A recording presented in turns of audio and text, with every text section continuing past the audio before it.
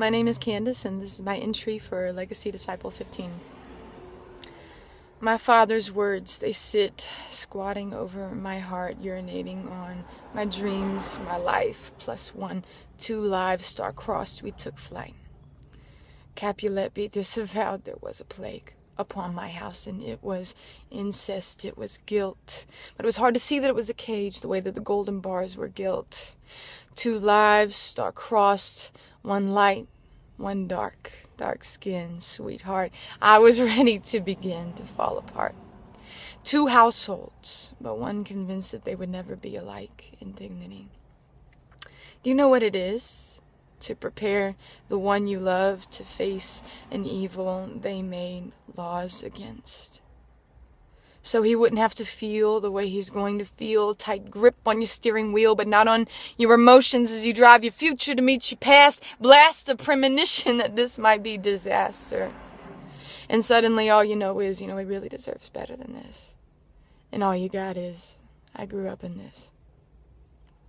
But I changed along the way, and I got rescued with that first aid, that firstborn, that first man to live like perfect so I could understand one day what it would be like to be the first of my clan to love somebody black who might actually love me back, despite backwards thought, black words that you can't take back. Worse, the black divine infected soul that can't stand when his anger won't infect the black man. Jim Crow won't dance for you ever again. I blacken my face for shame of my inferiority because I spent years making the simple complex and it simultaneously simplifying the black male's inferiority complex.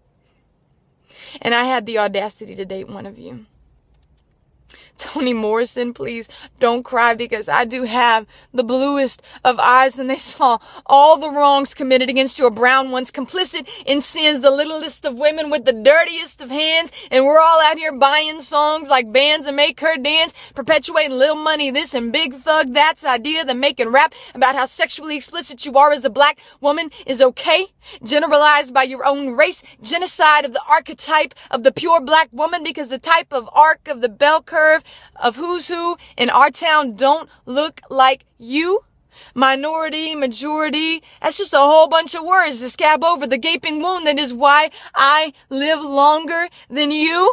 Why my children will attend post-secondary education and you'll be considered lucky if your babies live to see their own high school graduation. The situation is obscene. I've seen the perpetually ignorant child told she'll never be anything but ignorantly petulant.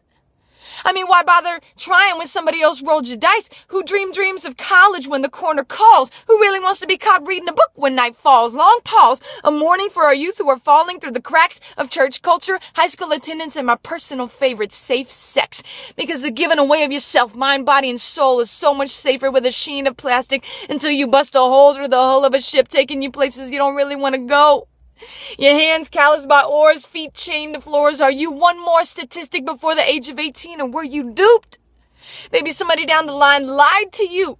Forget the haters on the corner talking noise. They hate themselves more than they hate you. And that corner will still be there when you visit during breaks of college. Let knowledge be the ledge that you finally jump off of, knowing that the wings of past successes and future accomplishment will bear you. Don't compare you to the pigeons on the stoop. You eagle, it's time to fly the coop. Don't stoop to the level of my ancestors' loquacious and verbose diabolical diatribes about the evil that lies intrinsically in your tribes. Just fly.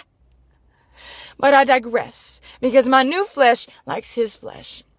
And he is not a color, he is not a location, and I can only see that now through the process of elimination.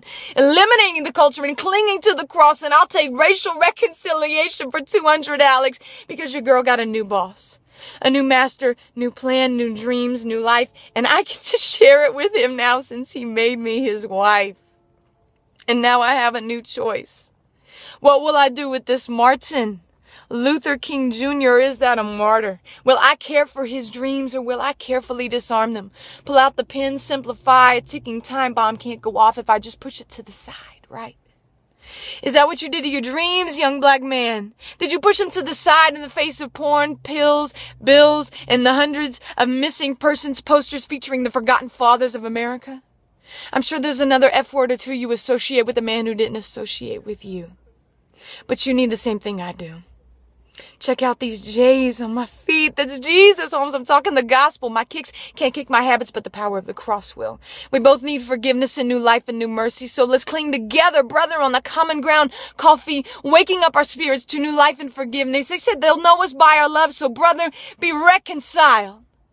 And let's show them who Christ is.